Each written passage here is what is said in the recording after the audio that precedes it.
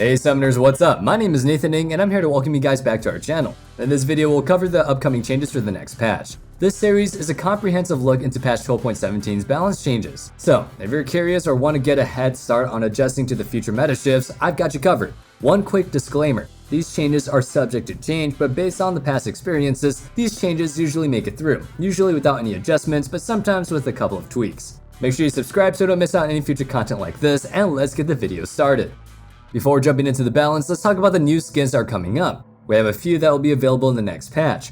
Be on the lookout for King Viego as well as Zenith Games Blitzcrank, Jace, and Lee Sin. Viego's new skin features his appearance prior to his descent into madness and interactions with the Shadow Isles. On the other hand, the Zenith Game skins feature some sports-geared cybernetics that should appeal to sci-fi fans. With the skins covered, let's run through the list of balance changes. We have a few system changes to cover. First, Seeker's Arm Guard is up for a pretty big buff. The AP provides will be increased by 10. While this makes the item a much stronger purchase, I'll go over why this is happening in a bit. That being said, if you like to rush this item early against AD champions but quickly move on to complete other items, then you're in luck. Alluding to what I just mentioned, Stopwatch will receive a nerf. The cost is going up by 100 gold, a reasonable adjustment. For such a small price, it enables players to go for huge plays like turret dives that can catapult either team towards victory. Since it also builds into a legendary item, it's also a gold investment that eventually pays itself off. With that said, Stopwatch's upgrades will receive some adjustments. In the case of Zanya's, it'll have its price increased by 400, but receive a nice buff to its AP and ability haste. While this means that players will be left defenseless for a bit longer, it means they'll end up slightly stronger in the late game builds. Overall, the direction of this change is that it takes away some mid-game power from mages, but gives it back to them later on into the game. It'll also slow down snowballing, since they'll have to commit a much higher sum of gold if they want to complete the hourglass.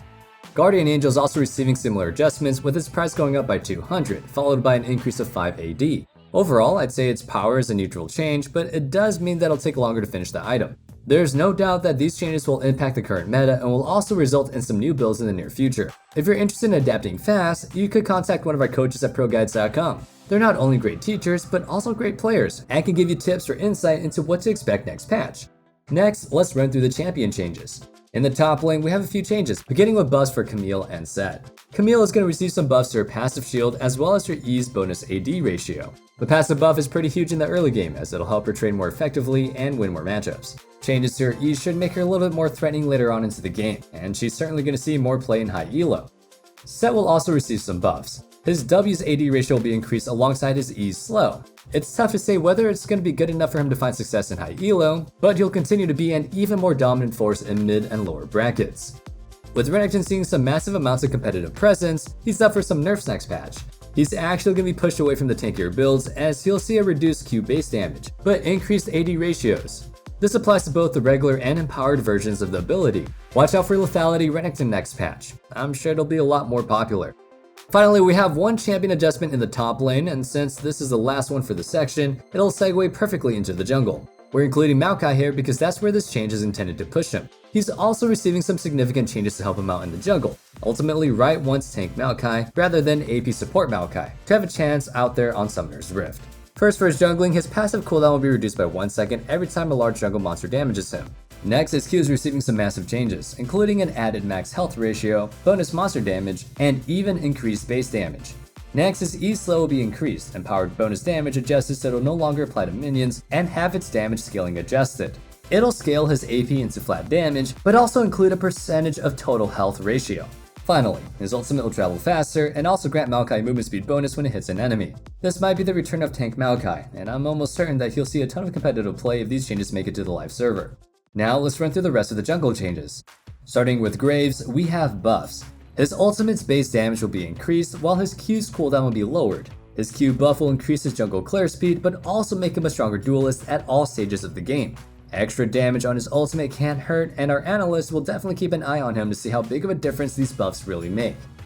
Nocturne is also receiving some pretty big buffs. His attack speed ratio will be increased and his passive cooldown lowered. It's a buff at all stages of the game, but the biggest impact that this has will be on his clear speed. Hitting level 6 faster is huge, as it'll help Nocturne begin pressuring the map earlier than before.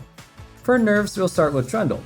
His W's cooldown is going up by 3 seconds at all ranks. Unfortunately, this means that his clear speed will go down, and it'll also be a pretty big hindrance later on into the game. Wukong nerfs don't really seem too big on the surface, but our analysts think that they're pretty big. His base attack speed as well as base movement speed will be lowered. Reduced combat power is straightforward, but losing some movement speed is a pretty big deal as well. Especially since Wukong needs to be in range of his enemies to cast his E, that loss of movement speed can be all the difference in certain situations. We talked about Hecarim's upcoming adjustments a little bit in our patch preview, but here's a more comprehensive rundown on them. Hecarim's Q base damage is going to be reduced, while the AD ratio will be slightly increased. The max number of stacks will go up to 3, meaning that players will be more incentivized to opt into builds that will allow Hecarim to survive and stay in those fights longer. A nice quality of life buff is that now the stacks will fall one at a time rather than all at once. His E's damage will be reduced, but so will its knockback. This means that if Hecarim is coming from behind an enemy champion, it'll unfortunately not be as effective. Charging straight in, however, the reduced knockback means that he'll be more easily able to close the distance afterwards. The ultimate's fair duration will be reduced, but the good news is that his W will provide some bonus resistances when active. To summarize, Bruiser Hecarim is receiving big buffs, while Lethality Hecarim is getting nerfed. Before moving forward, let me ask you our question of the day. Which abilities, if any, do you think need to get nerfed? I feel like Yasuo's wind wall is one of the most broken ones in the game since it can literally block ultimates. Let me know your answers in the comments down below and let's continue on with the video. We've covered the jungle changes, so let's talk about the mid ones next. As he's been severely underperforming, Twisted Fate is receiving buffs next patch. His Q's AP ratios will be increased, while his W's mana cost will be significantly lowered. This will make drawing blue cards a much more viable way of maintaining his mana bar. Thus, he'll be able to push in lanes much more easily than before, and by doing so, he'll have more opportunities to roam with his ultimate. Kassadin is also getting buffed. His Q's cooldown and mana cost will be reduced. The mana cost change is a nice addition, but the big change is definitely the cooldown. Kassadin should have a much easier time in all matchups as he'll deal more damage and also be able to more effectively trade against AP champions. Moving on to nerfs, Azir will have his W-AP ratio lowered and his E's cooldown increased at all ranks. Less damage and less mobility, he'll be a less effective pick overall. More than likely, this is intended to make sure that he doesn't dominate the competitive scene. Ahri is getting nerfs as well, but hers are smaller. First, her base HP will be reduced by 20, while her E's duration will be lowered at earlier ranks. 20 HP isn't a significant nerf, but it can be the difference at times. Since her E will eventually scale back up to its current power, I wouldn't think too much of this upcoming change, even though it is certainly going to make her feel weaker. Next we have Sylas, whose Q cooldown will be increased by a second. There's not too much to elaborate on here. He'll deal less damage and also push a lot slower than before. That covers the mid lane changes, so let's talk about the bottom lane next. We'll begin with some buffs for Misfortune. Like with Hecarim, she's receiving a bigger list of changes, so let's go over them. The ultimate goal of this change is to encourage more crit-focused builds and take away the power from maxing E first. Her Q's base damage will be increased, while the cast time will match her basic attack's timing. This means the attack speed will help her cast it faster. Her W is also receiving some buffs to its mana cost as well as attack speed bonus. Her E will receive some nerfs as this is a big problem, it provides too much free poke. Finally, her ultimate's critical strike chance scaling will be increased as well, another buff for players who opt into crit. Another marksman receiving a buff is Ezreal. His E's cooldown is going to be reduced by 2 seconds, a significant buff. He's going to be even harder to catch than before and will certainly fit well into comps that are focused on diving. Even without peel, the buff should help him be more self-sufficient. Once again, Sivir is receiving a nerf. However, it's another small nerf, so it will likely have any significant effects. Her AD growth and W's AD scaling will be lowered. That covers the bottom lane, so let's conclude with the support changes. First, Rel's W and E are getting buffed. Her dismount movement speed will be increased, while her E's cooldown will be adjusted to a flat 15 rather than scaling down from 18 to 11.